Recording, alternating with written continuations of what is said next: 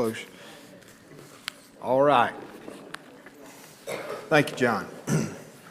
It's good to see all of you here this evening. I am sitting in for Terry along with Jonathan this evening. And Terry is, as you know, is gone with Jillian having her surgery. They're gone dealing with that.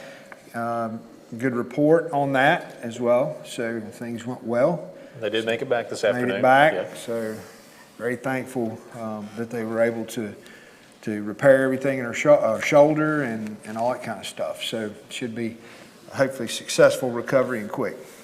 So anyway, so this evening we're in lesson 24. Lesson 24. And so one of the things that I guess starting off this evening, we've kind of been doing this as we've gone along, but and the book outlines it that way. But I think it's maybe kind of important this evening to kind of get thoughts from folks around the room, and really think about what were your thoughts prior to. If you haven't seen the video or whatever, that's fine. If you haven't, that's prior to that. But really about Calvary, really about the scene of the crucifixion in the city, and what kind of thought process, what kind of scene do you have in your head? What did it look like to you? And so, Jonathan, you want to share maybe what your thoughts were, and then we'll. Yeah, I mean, we don't know. We've got these classic views through silhouettes and paintings and things like that of what it may have looked like. But as you really think about it, a lot of those are probably cleaned up, maybe made a little bit nicer, quite a bit nicer than they really were. We were talking before class. We all probably have our own mental image of what this hill looked like with the crosses on it. And in my mind, I've got a small mountain or a rise with the three crosses on it, and people kind of scattered around. Probably not very accurate especially after watching the video. But you think about how close people would have been in proximity to it, or how close the guards would have been, how accessible this was to the people. This was very much a public spectacle. This wasn't done in hiding. It wasn't done somewhere off the beaten path. This was done intentionally to be seen. So I think that's important to keep in mind as we go through it. But this is a very dense section of Scripture, especially to be as relatively short as it is. There's not a whole lot of Scripture given over to this, this is really the climax, really, of the story of the gospel. But there's a lot of little things in there that we could overlook. So what stands out to y'all? Like, what details or what aspects of it speak to you, or do you think of when you think about the crucifixion? Not everybody talk at one time. But thinking about that, yeah, right, yeah. We'll talk a little bit about that. Sure. What about it? Any? Yeah. His mom, yeah. The darkness, his mother. Those are, Joe. I'm sorry. Jared, go ahead. I'll forget, Bruce pointed it out. I mean, the soldiers casting lots on his clothes. And everything he'd underbeen to do, all in disrespect. We've talked so much about it, how much he humbled himself. But then to sit there on the cross and to watch your earthly possessions, of course, means nothing to him, but to us, we probably put too much, obviously, on our earthly possessions. But to watch your earthly possessions just be gambled away, these soldiers just taking what's left of yours, just more disrespect on top of disrespect. And they're tearing it up and dividing it up. Yeah. They're destroying what's yours, or what was yours, Joe? Joe? I think of just 7 sayings from the cross. That's what Yeah. I think about. Sure. We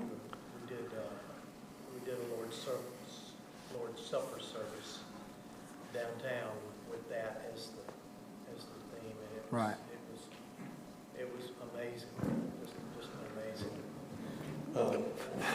Almost finished, but the seven sayings he disciples from the cross.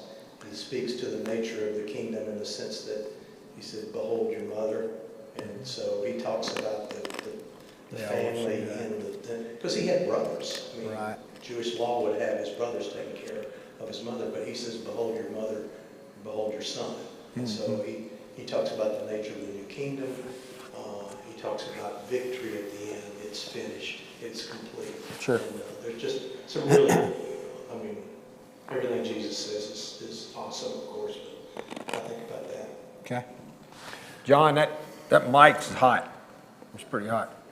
All right, and I might be a little hot as well. Yeah. You know, one thing that has always stood out to me, and read some things kind of getting ready for this, and we may touch on later, just the hostility of the crowd, the hostility of the Roman soldiers toward him. Really, that on the surface, for no apparent reason. I mean, it's I don't know that it's human nature to be that brutal toward another person.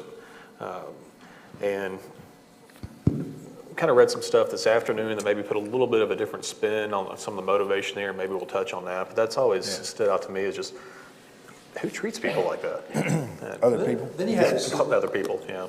then you have the centurion that says, you know, surely this was the Son of God.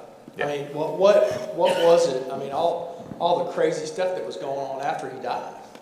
Yeah. You know, what was it that just caught him and made him confess that? Sure. Yeah. Okay. Are there any other thoughts, maybe about the specifics of the physical parts of the scene in your mind? Think about how the women, how they could bear. They didn't leave, I mean, they kept following him. The ladies kept following him, yeah? Almost more than you could bear. Yeah, I agree. Okay, anything else? All right, we'll go ahead and watch the video and then we'll go from there. It's your short video tonight.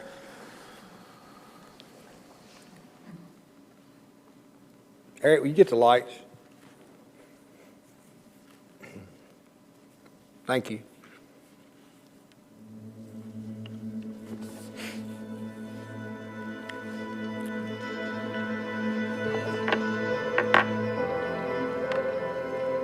For God so loved the world that he gave his only Son, that whoever believes in him should not perish, but have eternal life.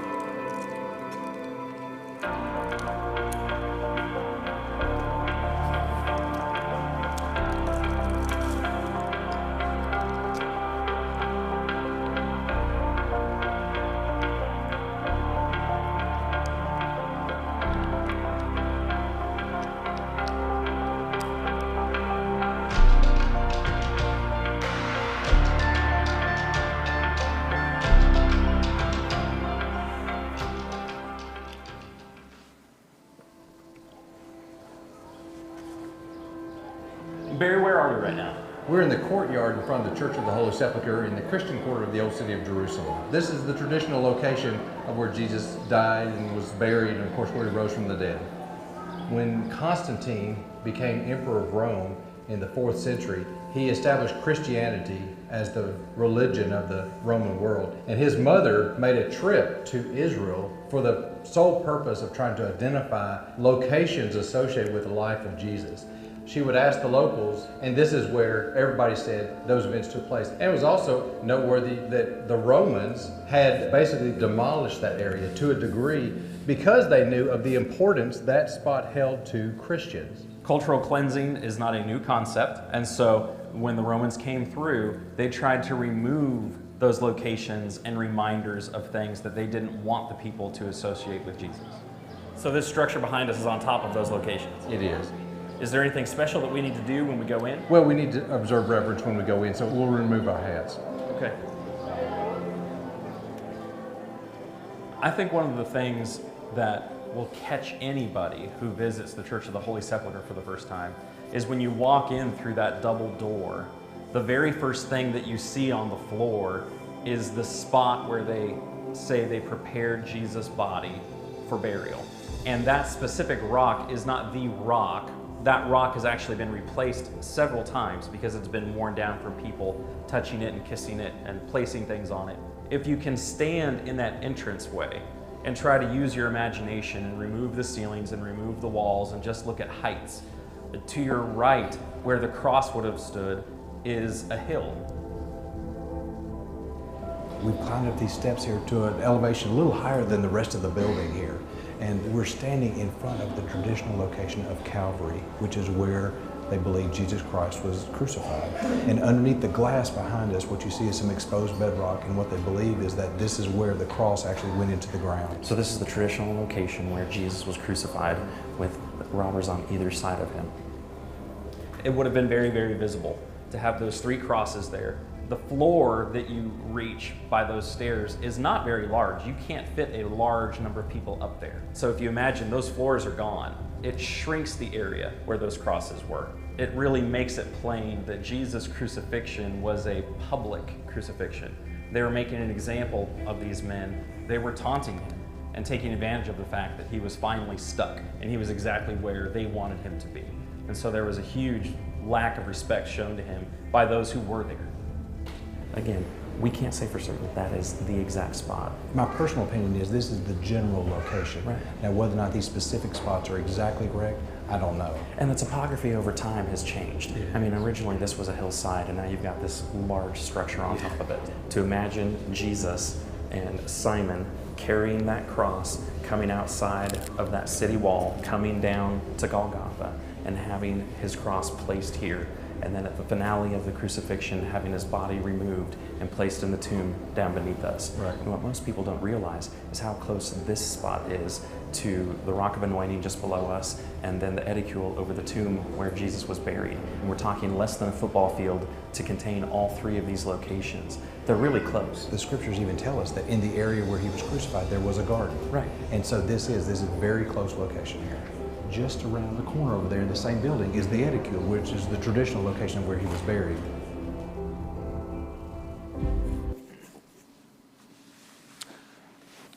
All right. Eric, you can get the lights. Thank you.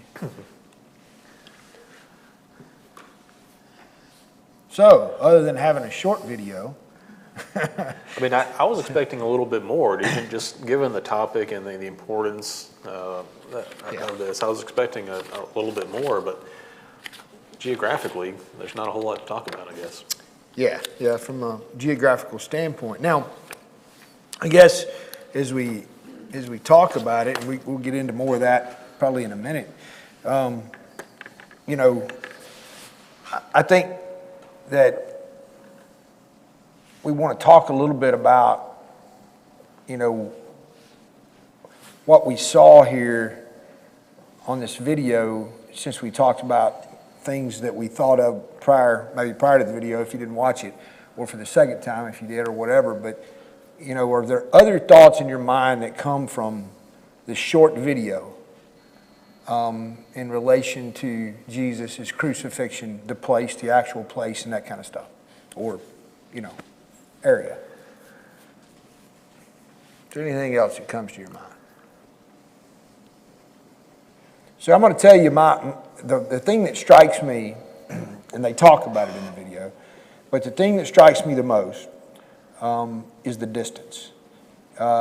So prior to looking at the video, okay, my mind's eye in thinking about the crucifixion, the area he was crucified, it was a much larger area. And I think that this series of videos we've been watching has really shown that so much to me in a lot of the things that happened with Jesus here, and how close they really were in proximity to one another. But you know, we were talking about it earlier too. We both said the same thing, really. Yeah, both really said the same thing. And I mean, if you think about, you know, where even his trial was at, you know, it was very close, you know.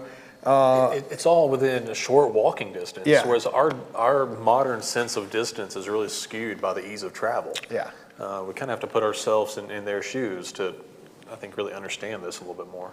Yeah, so I think a lot of the times too that when I think of, you know, they talk about the cities in the Bible in general. I'm not saying all of them, but several of them. They're really not much larger than a lot of forts that we built in the West, opening up the West, and that kind of stuff. I mean, they aren't huge, and we think of that in maybe a little different terms when we think of cities, just based upon, what we see and know. So these distances were just really very close to one another. So, that's one of the things that strikes me so much when I saw this and the realization. Now, also, we knew that, and we'll talk more about the Golgotha and all that and going up there, but obviously you go up, so you're on a small pinnacle of a hill there, and so, as they said, if you don't have any buildings there on top of this, I mean, you're the center of attention, okay? So that was obviously on purpose, as we've discussed previously. You were to be made a spectacle. That's what the Romans wanted. Wanted everybody to see it. And but even though I knew that the rock, that the hill had some rock, I really never thought of it in terms of the bedrock. And we didn't obviously see the whole thing, but we saw a picture window, basically glass. You could see some of the bedrock exposed there. I really never thought of it in that term. And, that tells me, in finding out that it was an area that had been mined, and quarried for the stone and that kind of stuff, then that also answers a lot of questions in my mind too about what it looked like and the discussion of Golgotha and what that means, the skull, right? And it's down to the bare rock. Yeah, it's the bare rock, and it could very well look like a skull in that sense of how it was quarried. And then also just thinking about other things of the crucifixion and the depth that they were able to obtain, putting the cross, in the ground, and probably, the fact that it was a reused location, on a constant basis, and those types of things, and why that would be the case in that sense. So just a lot of those types of things jumped into my mind. Is there anything else anybody wants to add before we dive a little further into the lesson here? So I don't know how I would react walking into that room, but seeing that image of people really laying down, bowing down before the rock, where tradition has it the body was prepared, was really something to see. That level of emotion and devotion to Jesus in that site.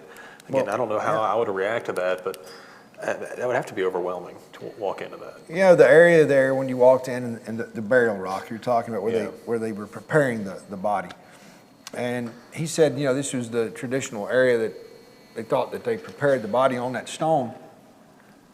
Not that stone, but a stone similar to it, because the stone has had to be replaced many times. Because so many people have come through and have. I mean, that tells you what some people think about it, right? I mean, that tells you that it certainly is an area that, it's something that people have taken to heart in their mind, and there's just so much emotion in regards to it.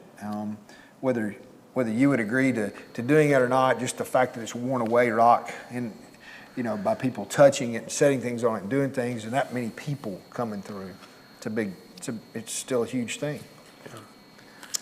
Any other comments? Well, we need to open up their mouths and start talking tonight. All right. So we're going to go through the timeline a little bit before we get to the questions. So first of all, we talked already about this last week, and the time differences and those types of things, right? So what is the differences in the times that are talked about in the Scripture? What do y'all remember? John's account versus the synoptics. Yes, John's account versus the synoptics. That's right. And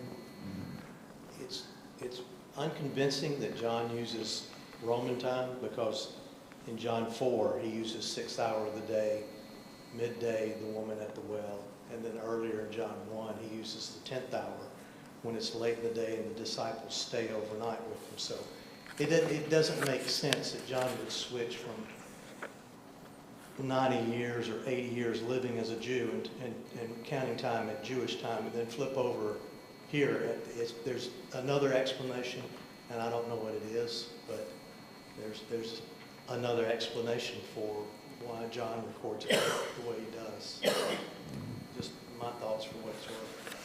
Well, I think more that I read, and I mean, Joe, you have your thoughts on that, and I understand what you're saying. I do know that that's what most accounts that I've seen think, is that he's using the Roman time.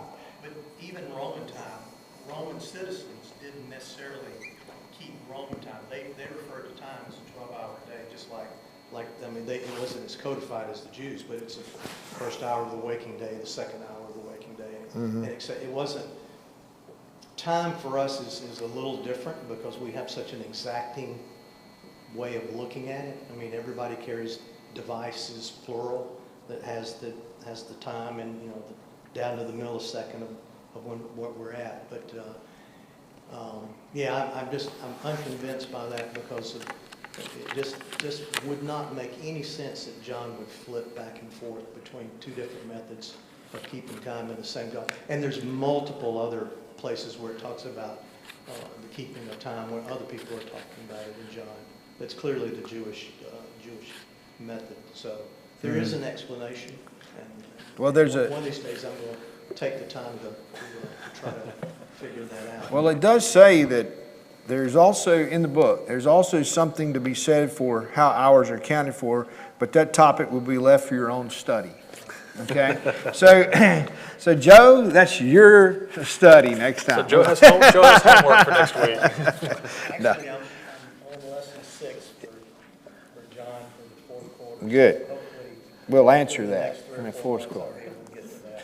You can figure that out. Okay. Well, we know that the Roman, we're at the point here, Jesus placed, we understand he was placed on the cross somewhere 3rd hour, 9 a.m., roughly in our time frame, I guess, from the chronology. Between 6 and 9, as we back up here, we've got the Roman guards mocking Jesus. So what thoughts do you have? I mean, all of us have gone and read this many times, but do you have any other thoughts after reading the account and about the Roman guards mocking Jesus during this time period? Is there anything that is added to your thought process of what Jesus is physically going through here, and obviously has already mentally prepared himself, but has gone through from the garden, but this just adds agony to agony? I mean, he's going to be exhausted at this point, right? Yeah. We have a lack of sleep. We have the emotional and physical stress. We've already had a couple of rounds of beatings already. Yeah. And then we move into the scourging and the beating by the Romans. That's right. You have to wonder, even coming up to this point, up to the crucifixion, how did he make it that far? Yep. The physical stamina and the willpower to keep going was incredible. And he's led the Passover.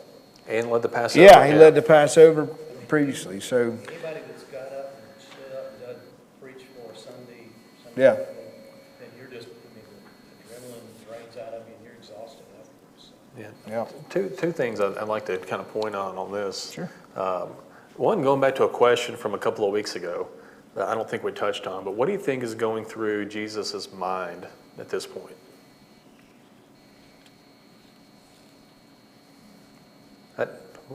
What was he experiencing? What was he thinking? And we don't know, it's speculation. Being great amount of sadness. A tremendous amount of sadness. And I think because sadness not so much for himself, but for us, for those who are doing it to him. I think he has prayed, he has made his petition to God to let this cup pass, and he has his answer. And it seems that at this point he has accepted that, and he is progressing, or he's walking down that path that God has laid before him, whether it's what his flesh may want to do or not, Yeah. he's doing it. Yeah, he's already been through it. He's very exhausted and mentally.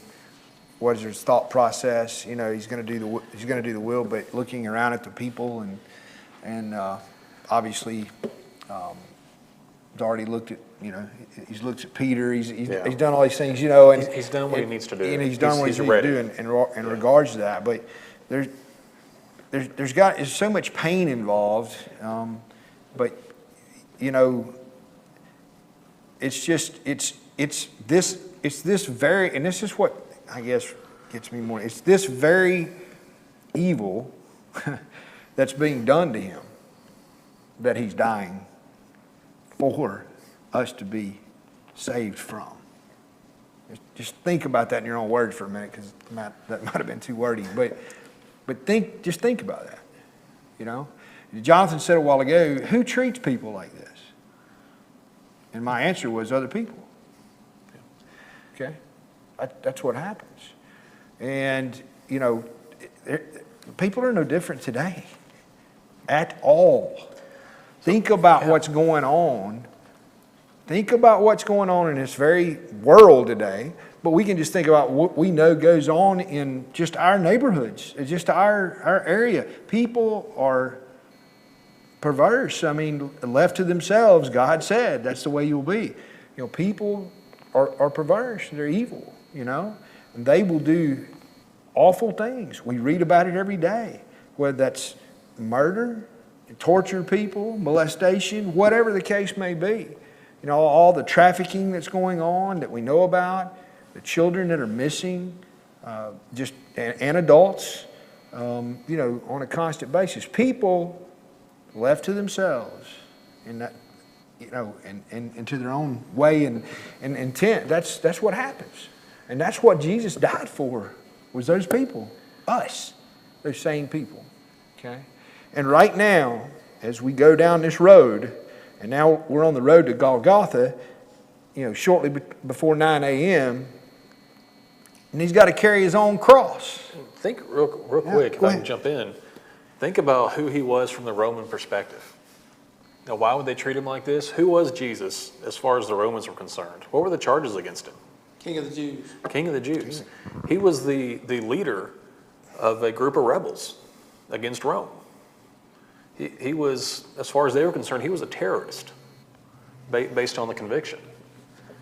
And you think about it like that, how would we treat somebody if we were to, as a nation, we capture the leader of an enemy? Now, we don't treat him like this, but we don't roll out the red carpet for him either, do we? That's when we talk about the soldiers beating and abusing him. Yeah, that's what they did. He was an enemy. They thought. Once Pilate told them that. Yeah. Once Pilate released him, that's what he became to them. Was just another person to torture, enemy to Rome or whatever. As far as really thinking about that from Pilate's perspective, when he says King of the Jews, he said that's because you said that. Okay, and Pilate really wasn't convinced, but he, as we've talked about, he went along with it just for the Jews and the power and that came with his position. But no doubt they treated him as an enemy, as someone who was a conspirator against Rome, and took the place of a man that was all that. Okay.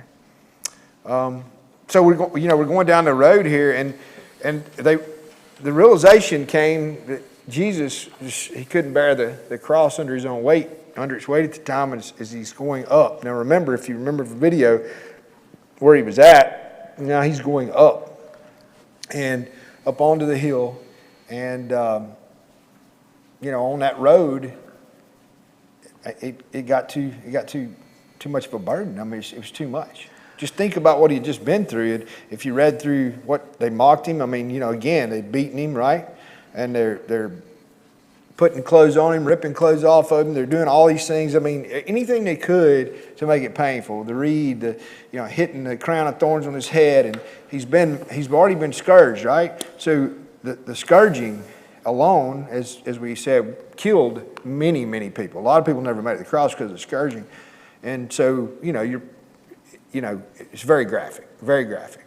And he's going up the road, and he, if I was trying to do what he did, or what they were wanting him to do in carrying that beam, okay?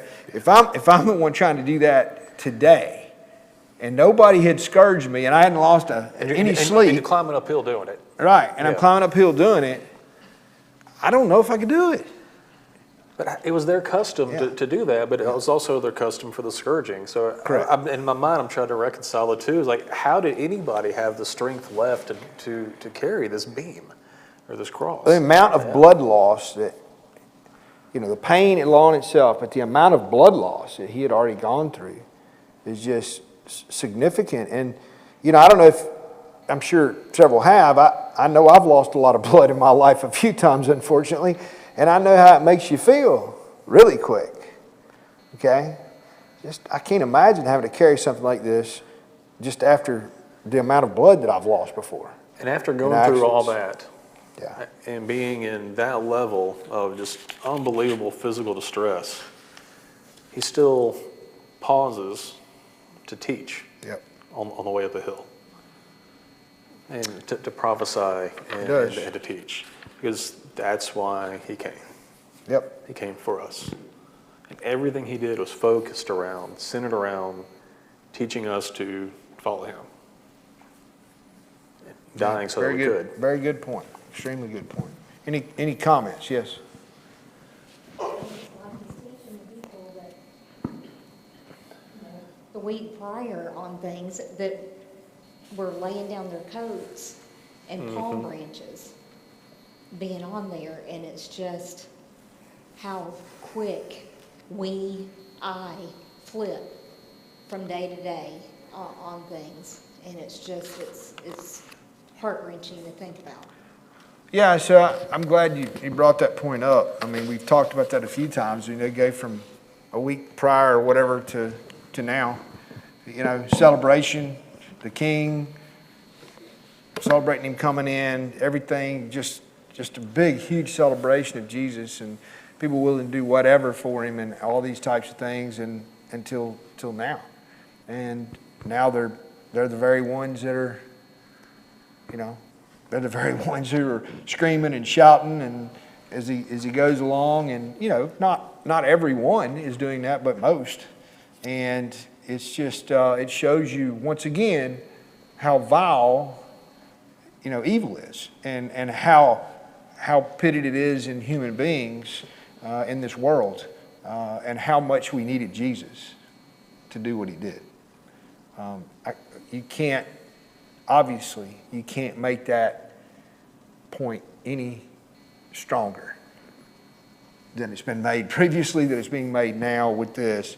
We need, as graphic and as ugly as this is, that's a representation of sin.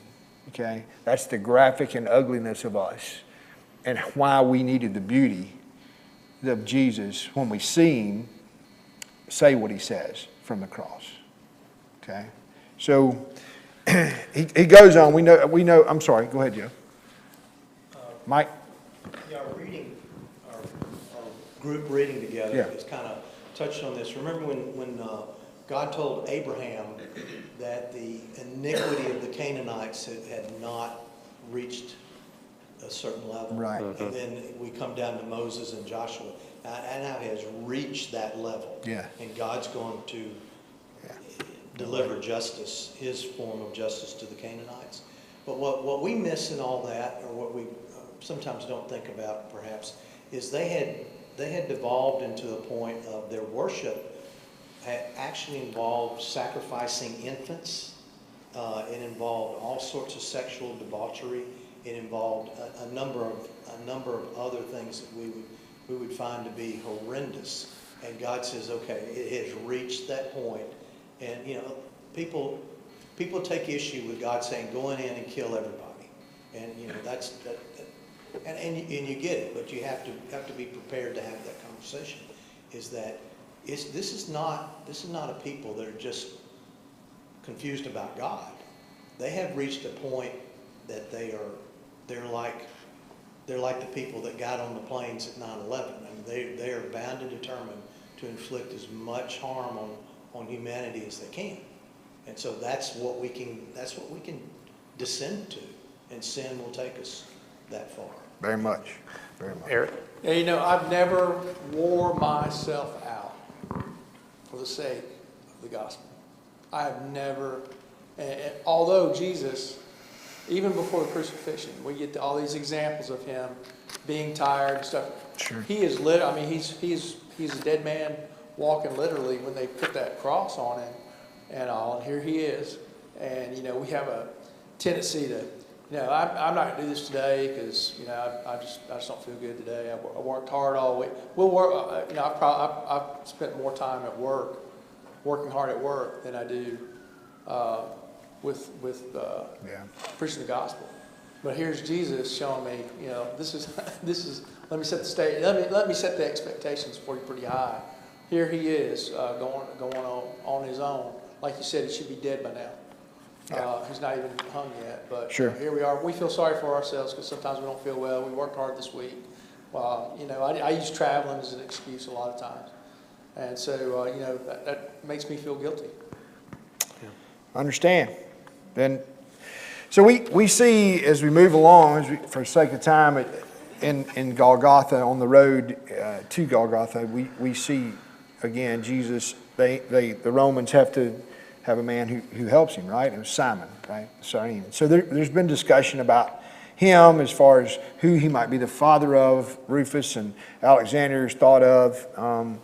It's thought of, you know, Simon may have, it says he's a man from the countryside. It might have been someone I read in several areas, someone that knew Jesus, knew what he stood for, and they utilized this portion of the being that he buried with Jesus to kind of be a testament to Christians. You know, you don't want to bear this weight, those types of things.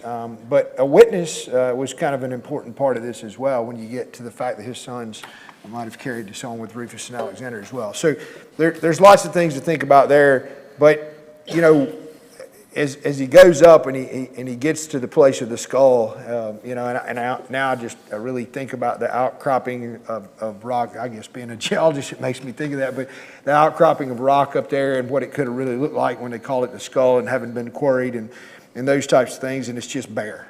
I mean, it's a desolate, bare area to me in my mind now. Okay, and you know, it's all really close. All the people are really close. It's not spread out like it had been in my mind over fields, you know, or whatever. It's all really, really close. You could hear every word that's being said, you know, and the women and everything, and his mother, all that right there. And the Romans, you know, putting him up. He's nailed to a cross, and he's put in the hole and you know, jarred down, or however that worked, you know, the bearing of the weight on yourself, and immediately begin to take his breath away, right? You know, Scripture just simply says they crucified him. Yep. It doesn't get into a lot of the details. The readers, especially at that time, were expected to understand all the implications of that. I think Sure. we miss a lot of that. And that's maybe not a bad thing for us that we don't understand crucifixion. It's glad it's not something we deal with. But I think there's probably aspects of it that we just simply miss without really deep study. Regardless, it was bad. Sure. It was worse than we can imagine. No doubt. No doubt. Anybody have a comment? Okay. Yes. Oh, Lori does. Go ahead, Denise. And then Lori. We had talked about it, but it was just kind of curious just to think about if we were all in white during the darkness, if any of that actually kind of illuminated, even in the darkness, at all, you know. And I think about it too, because it's like you can have what they call a moonlight garden, And it's just like everything in there, if you do it with white, the moonlight reflects it. Even though it was totally dark, it kind of made me think about a Yeah. different kind of garden and contrast with Sure. it. It's possible, you know, because when you see white, even in the darkness, you can still see that light. Yeah. Yep. This is a good When you discussion. think about how everything was so much closer together, it made me think of how far it was to carry a cross, and for him, any distance would have been difficult with what he went through. Sure. And then also, I wonder how many people witnessed it completely. When you think about that, and then talking about human nature and that type of thing, even today, as it was then, there's a mob mentality. There's I want to be relevant with Yeah. what's going on. We like to think we wouldn't be in it, but chances are we would be. Sure. Good point. Really good point. You know, Denise mentioned the blood on the rock, and I think back to Cain and Abel, and God saying that blood is crying out from the ground, that innocent blood. Yeah. And Abel really wasn't even innocent. Jesus was. Yeah. What was the outcry? That innocent blood being shed and spread, dropped, covering the ground. And I think we see some of the effects of that Yeah. with the sun being darkened and the earthquake. Sure. There's an outcry against this injustice that's going on. No doubt. No doubt. It's the very world that he made. His own Yeah. creation. Yeah. Right? I mean, think of it in that terms. You know, he hangs there on a cross and goes through all, and the others with him, but he's hanging there and the suffering that he goes through with trying to breathe, and it talks about that a lot, and you know, just trying to exhale, having to push up and do all these types of things. It's just crazy. And then we, you know, they're mocking him, and the King of the Jews, obviously, one of the things they were talking about, you know, looking up, you're going to see that sign very well now that he's sitting up there. You got the 3 hours of darkness, and I think we talked about that a little bit earlier, you know, the 3 hours of darkness. You know, how do you think that was? You had 3 hours of darkness from 12 till 3, basically, is the timeline that we have. What are you thinking when this man who you've seen perform all these miracles, I mean, these are not people that didn't know who Jesus was at this point, so many of them, right? And now you see this darkness prevails over the earth.